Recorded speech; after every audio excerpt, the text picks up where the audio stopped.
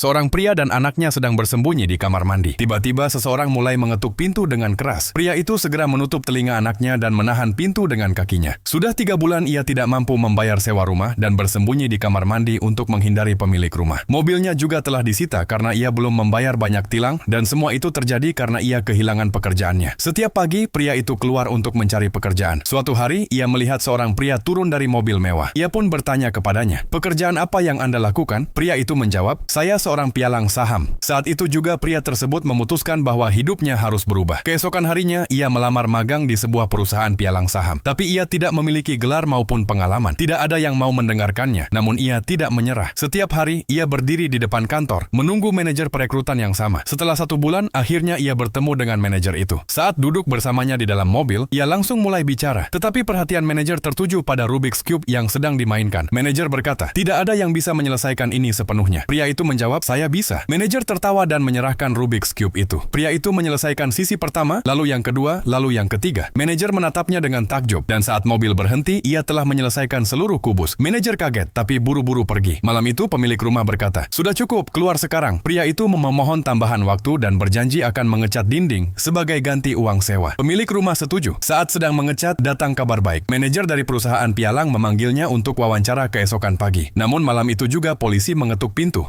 Karena tunggakan tilang, ia harus menginap 1 malam di penjara. Ia memohon dengan sangat, tapi tidak ada yang mau mendengarkan. Keesokan paginya, ia keluar dari penjara, masih mengenakan pakaian penuh cat. Ia tetap pergi ke wawancara. Dari ekspresi wajah bos, terlihat bahwa ia kecewa. Tapi karena gaya bicaranya yang tulus dan sedikit jenaka, bos menjadi senang dan memberinya kesempatan magang. Namun magang itu tidak dibayar. Selama 6 bulan, hanya 1 dari 20 orang yang akan diterima sebagai karyawan tetap. Setiap hari, ia datang paling awal ke kantor. Ia mencatat semua perkataan bosnya dengan seksama. Ia tidak menyia-nyiakan 1 detik pun. Bahkan, ia tidak minum air selama jam kerja agar tidak perlu ke toilet dan tidak melewatkan 1 panggilan pun. Begitu 1 panggilan selesai, ia langsung menelpon lagi. Ia benar-benar mencurahkan seluruh dirinya. 6 bulan kemudian, ujian sebenarnya tiba. Dengan gemetar, ia menyerahkan tesnya. Keesokan harinya, bos memanggilnya ke kantor. Jantungnya berdetak kencang. Lalu bos bertanya, "Apakah kamu ingin menjadi bagian dari tim kami?" Matanya berkaca-kaca. Ia menjawab, "Ya."